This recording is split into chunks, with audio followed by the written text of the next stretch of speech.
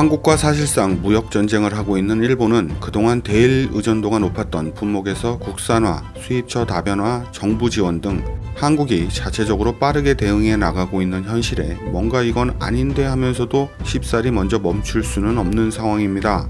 거기에다가 한국 국민들의 자발적 일본 상품 불매 운동에다가 그동안 효자 노릇을 하던 한국 관광객들의 발길이 뚝 끊기면서 큰 타격을 받고 있는 상황이죠.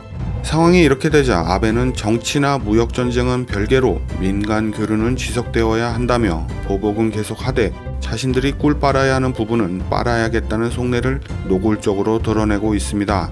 거기에다가 앞서 얘기했듯 일본 관광산업에 큰 의존도를 보이고 있는 한국 관광객들의 이탈로 일본 정부는 내심 속이 타들어가지만 자존심상 대놓고 아쉽다는 표현은 꾹 참고 있고 오히려 급속히 증가 추세를 보였던 중국 관광객을 믿고 걱정 안 해도 된다는 엄프를 지속해 왔었죠. 실제로 한국인 관광객들이 빠져나간 자리를 완벽하진 않지만 중국인 관광객들로 어느 정도 대처가 됐던 것도 사실입니다.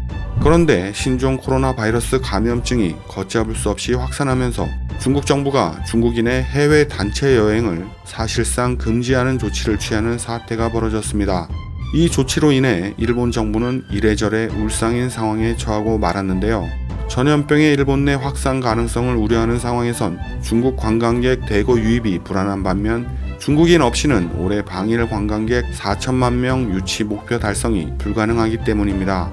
일본 언론들은 중국 정부의 해외 단체 여행 금지 조치로 방일 관광객 4천만 명 목표는 사실상 물 건너갔다고 앞다퉈 보도하고 있습니다. 한일 관계 악화로 한국인 관광객이 급감한 상황에서 규모로는 가장 높은 비율을 차지하던 중국인 관광객마저 크게 줄어들 수밖에 없어 일본 정부는 사면 초가에 몰린 상황이네요. 일본 정부는 도쿄올림픽 등이 개최되는 올해 지난해 대비 방일 관광객을 25% 이상 늘린다는 계획을 내놨지만 연초부터 큰 암초를 만나고 말았습니다. 아베 정부는 관광산업 증진을 성장 전략의 일환으로 강조하고 있으며 아베 총리는 지난 20일 중의원 본회의 시정연설에서도 관광 인프라를 갖추어 2030년에 방일 관광객 6천만 명을 달성하겠다는 포부를 밝혔었는데요. 일본 방문 관광객 중 무려 30%를 차지하고 있는 중국인 관광객이 급감하면 당장 지난해 1조 7,700억엔 우리 돈 18조 8천억 원 이상의 규모였던 중국인 관광객의 일본 내 소비도 엄청나게 줄 수밖에 없어 일본 내 경제에 미치는 충격도 적지 않을 것이란 전망입니다. 노무라 증권 추산에 따르면 방일 외국인이 10% 줄어들 경우 우리 돈 5조 이상 규모의 소비가 감소할 것으로 전망됐으며 이는 GDP가 0.1% 줄어드는 효과입니다. 중국 정부의 단체 여행 금지 조치는 일본 관광업계에 즉각 영향을 주고 있는데요. 우한 폐렴 발생 이후 엄청난 수의 중국인 관광객 예약 취소 사태가 이어지고 있다고 합니다. 일본 정부 관광국에 따르면 중국인 관광객은 지난해 959만 명 이상이 방문하며 전년 대비 14.5%나 방문객이 증가했는데요.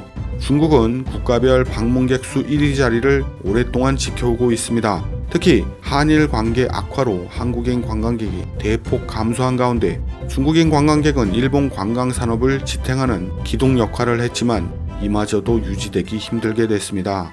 일본 관광 산업은 관광객의 무려 70% 이상을 중국, 한국, 대만, 홍콩 등 4개국에 의존해 왔는데요. 한국은 한일 관계 악화, 중국은 우한 폐렴, 홍콩은 민주화 운동 여파로 인해 이 지역에서 일본을 관광하러 가는 사람들의 수는 그야말로 대폭 줄어들 수밖에 없어 서로 친하고 좋아하는 사이인 대만에게 많이 좀 와달라고 사정해야 하는 거 아닌가 싶습니다. 최근 몇 년간 승승장구해왔던 일본 관광산업이 당초 큰 기대를 모았던 도쿄올림픽이 열리는 해에 오히려 절체절명의 위기 상황을 맞이한 것이 아이러니한 상황입니다.